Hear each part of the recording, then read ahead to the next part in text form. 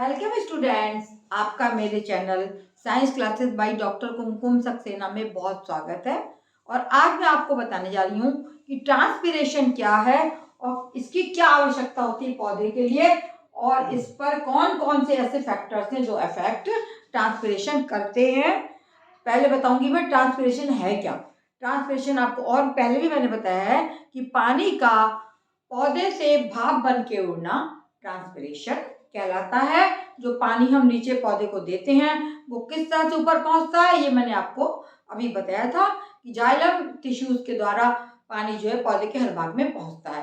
लेकिन कभी ज्यादा पानी हो जाएगा तो क्या होगा, पौधा जो है वो एकदम से पानी से भी खराब हो जाएगा। तो इस पानी का उड़ना या हटना भी सिस्टम से जरूरी है। तो ये कार्य हमारे करते हैं गार्ड सेल्स जो पत्तियों में पाए जाते हैं। उनकी रचना पहले भी मैंने बताई थी कि ये इस तरीके सेम के आकार के होते हैं, और ये स्टोमेटा इनका नाम है, स्टोमेटा। और ये छिद्र कहलाता है स्टोमेटा, और इसके दोनों तरफ ये बने ये गार्ड सेल्स होते हैं। और ये रचना कहाँ पाई जाती है, ये पाई जाती है पत्तियों में, ये पाए जाते हैं। और इनका बहुत महत्व है पत्तियों में। इस तरीके से इन जो ये छिद्र हैं इनके बहुत सारे पाए जाते हैं, और इनके द्वारा ही पानी भाप बन के उठता रहता है, जिसको कि हम बाष्पोत्सर्जन कहते हैं। अब हमें देखना है कि पानी का भाप बन के उड़ना ट्रांसपीरेशन, फैक्टर्स अफेक्टिंग ट्रांसपीरेशन, बाष्पोत्सर्जन के लिए कौन कौन से ऐसे फैक्टर्स हैं जो अफेक्ट करते हैं पौधे को। सबसे ज्यादा है वायु की आपेक्षिक आर्द्रता। पहला है वायु की आपेक्षिक आर्द्रता।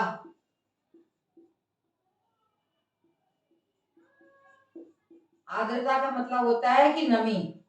यदि वायु की आपेक्षिक आर्द्रता अधिक होगी तो क्या होगा कि ऑलरेडी नमी रहेगी।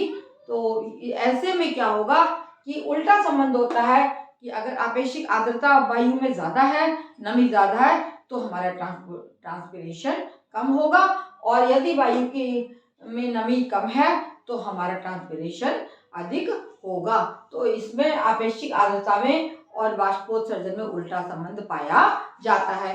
अब आता है ताप। यदि ताप की वृद्धि होगी, ताप की वृद्धि से क्या होगा, ताप अधिक होगा तो ट्रांसपीरेशन भी भाप बन के उड़ना भी अधिक होगा, क्योंकि अधिक ताप में गार्ड सेल्स जो वो खुले रहेंगे। तो ताप की वृद्धि से ट्रांसपीरेशन बढ़ता है, इसमें सीधा संबंध होता है।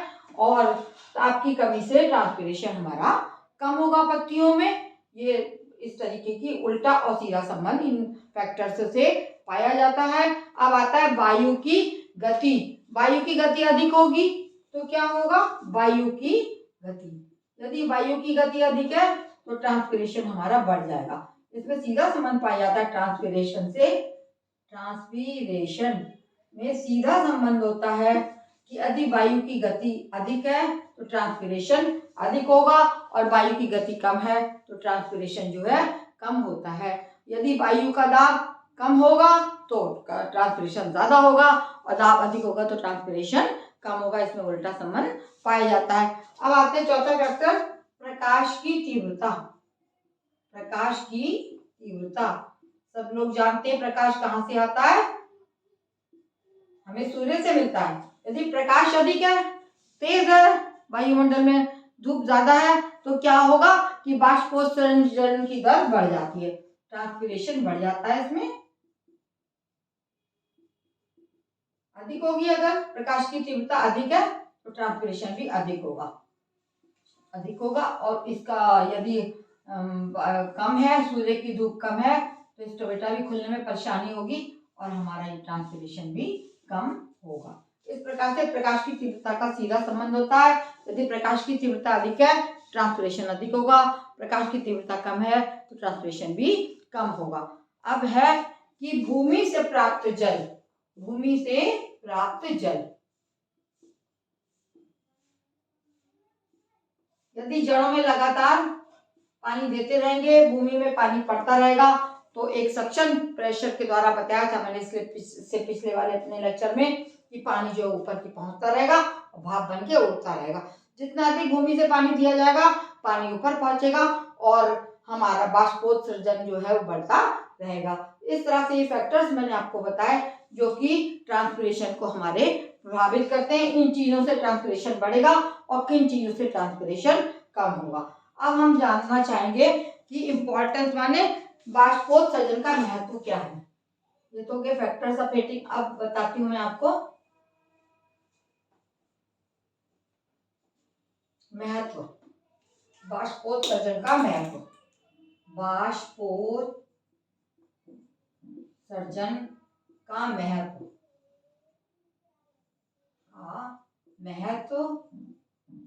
इम्पोर्टेंस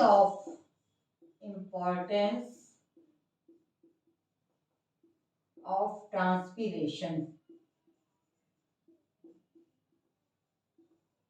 जो बाष्पोत्सर्जन की क्रिया हो रही है, पौधों से पानी भाप बन के उड़ रहा है, उसका महत्व क्या है, उसका क्या काम है, क्या उपयोग है, ये हम जानेंगे कि इसका महत्व क्या है।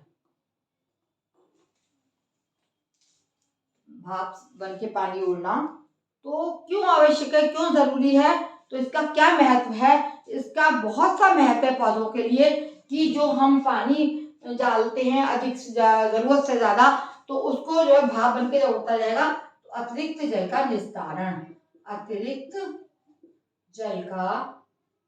निस्तारण होता रहेगा। अगर नहीं तो बहुत सारा पानी अगर पड़ा ही रहेगा तो क्या हो जाएगा, जलमग्न हो जाएंगे पौधे और उस तरह से सड़ भी सकते हैं, गल भी सकते हैं। तो जितना पानी हम डालते हैं वो बाष्पोत्सर्जन के द्वारा पौधे से उड़ता रहता है, अतिरिक्त जल का निस्तारण होता रहता है। दूसरी चीज, खनिज लवणों की प्राप्ति। खनिज लवणों की प्राप्ति, खनिज लवण कहाँ से आते हैं, पृथ्वी से। जो हमारी मृदा है उसमें बहुत सारे सोडियम, पोटेशियम, कैल्शियम, बहुत सारे खनिज, मैग्नीशियम, बहुत सारे खनिज लवण पाए जाते हैं। तो अगर ये ट्रांसपिरेशन की क्रिया नहीं होगी तो पानी जमीन से नहीं सोखा जाएगा। जितना अधिक बाष्पोत्सर्जन होता है उतना ही पानी नीचे से सोखा जाता है, तो पौधे को लगातार खनिज लवण मिलते रहते हैं और इस तरह पौधे के ये एक तरीके से आवश्यक है। पानी, केवल पानी ही आवश्यक नहीं है, पानी के साथ साथ जो मृदा में हमारे खनिज लवण होते हैं वो भी प्राप्त होते रहते हैं। कई बार हमको आर्टिफिशियल तरीके से ऊपर से भी खाद मिलानी पड़ती है जो पौधों को प्राप्त होती रहती है। तीसरा है कि ऊंचाइयों तक, बहुत बहुत ऊंचाइयों तक पानी का चढ़ना, तक जल का पहुंचना।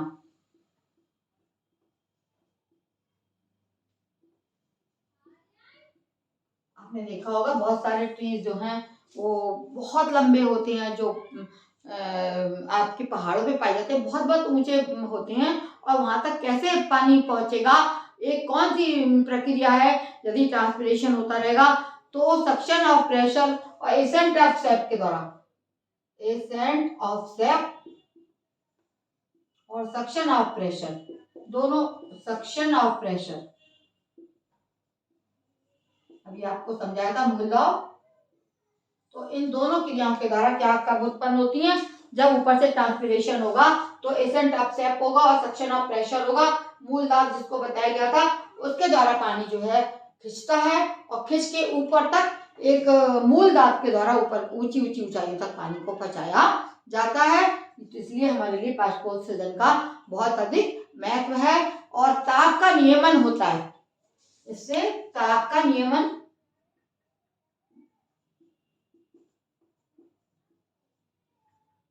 यानी पौधे वरना झुलस जाए। लेकिन जब बाष्पोत्सर्जन की क्रिया होती है, ट्रांसपिरेशन की क्रिया होती है, तो पौधे के आसपास जल वाष्प रहती है और जल वाष्प के द्वारा जो है हमारा पौधा नम रहता है और हमारे ताप का नियमन होता रहता है और आसपास पौधे की ठंडक जली बनी रहती है, क्योंकि जब पानी भाप बन के उड़ेगा तो आसपास ठंडक प्रदान करेगा और पानी का जो है समान वितरण भी हो जाता है इस क्रिया के द्वारा। पानी का समान वितरण, पानी या जल का समान वितरण हो जाएगा।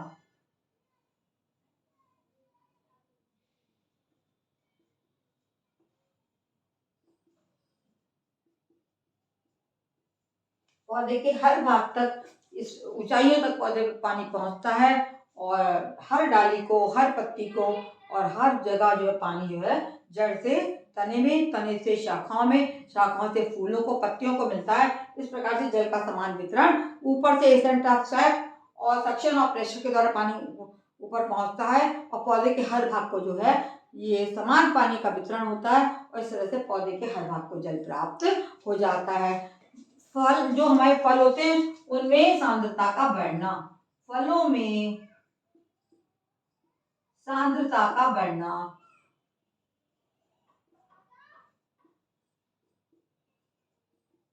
फल में सांद्रता किस तरह बढ़ती है कि फल जो होते हैं जब पानी निकल जाएगा उसमें से तो वाटरी ना रह के वो मीठे हो जाएंगे और फलों में मिठास बढ़ती है। जैसे जैसे ट्रांसपिरेशन होता रहेगा वैसे वैसे फलों में पानी निकलता रहेगा और फल जो है गाढ़े, उनमें शर्करा जो होते हैं उसमें शर्करा का बनना, सांद्रता एवं शर्करा, बल्कि इसको लिखेंगे हम शर्करा का बनना, फलों में शर्करा का बढ़ना।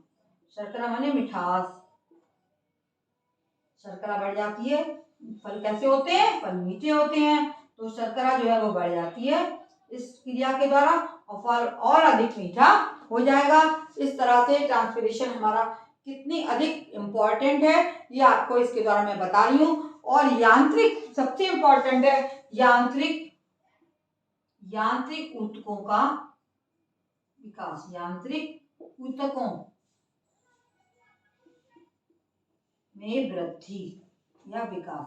यांत्रिक ऊतक कौन से हैं, जो हमारे शरीर में, पौधों के शरीर में जो मैकेनिकल टिश्यूज होते हैं वो बढ़ जाते हैं, उनमें वृद्धि हो जाती है। और किस तरह होती है कि जैसे जैसे ये क्रिया जिस चीज का अधिक उपयोग होता है तो उसमें वृद्धि होती है, जिसका उपयोग नहीं होता वो खत्म होता चला जाता है। तो यांत्रिक ऊतक जो होते हैं पौधे के वो बढ़ते रहते हैं। इस प्रकार से मैकेनिज्म बढ़ती चली जाती है।